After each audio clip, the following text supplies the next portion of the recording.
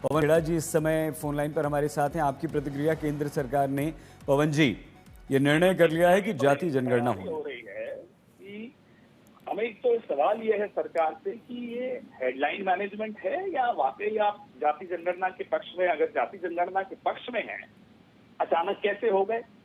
इतने दिन तो आप राहुल जी पर आरोप लगा रहे थे कि साहब ये तो जातियों में बांट रहे हैं समाज को, तो अब क्या सरकार जातियों में बांटेगी समाज को? हम ये सरकार से जानना चाहते हैं। और हमें तो उन लोगों के ऊपर बड़ी दया आती है, कई लोग टीवी के एंकर्स भी हैं उसमें, जो आज तक राहुल जी पर आरोप लगाते थे कि जातियों में बांट रहे हैं, अब वो कहेंगे सरकार का मास्टर स्ट्रोक है। बड़ी बड़ी आप लोगों के लिए बड़ी मुसीबत का समय आ गया। अच्छा पवन जी, आपके नेता राहुल गांधी तो लगातार मांग करते रहे थे कि जातीय जनगणना होनी चाहिए, तो आज आपको लगता है कि निर्णय सही है, भले आपके दबाव में लिया गया हो?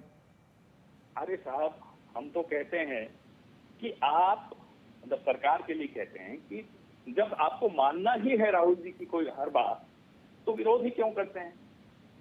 उनसे सलाह ले ही लिया कीजिए। ये चौथी पांचवी बार हो रहा है कि राहुल जी ने कहा, पहले इन्होंने विरोध किया, हंसी उड़ाई, फिर मान गए। तो या तो सरकार चलानी नहीं आती इन लोगों को।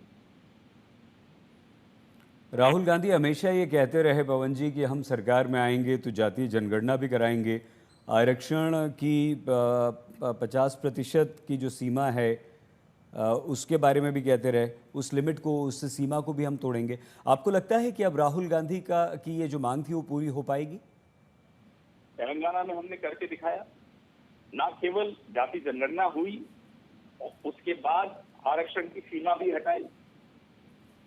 तो जाहिर सी बात है कि सामाजिक न्याय के लिए ये पहला कदम होता है जाति जनगणना। उसके बाद अनेक कई और कदम उठाने पड़ते हैं जो उठाने चाहिए।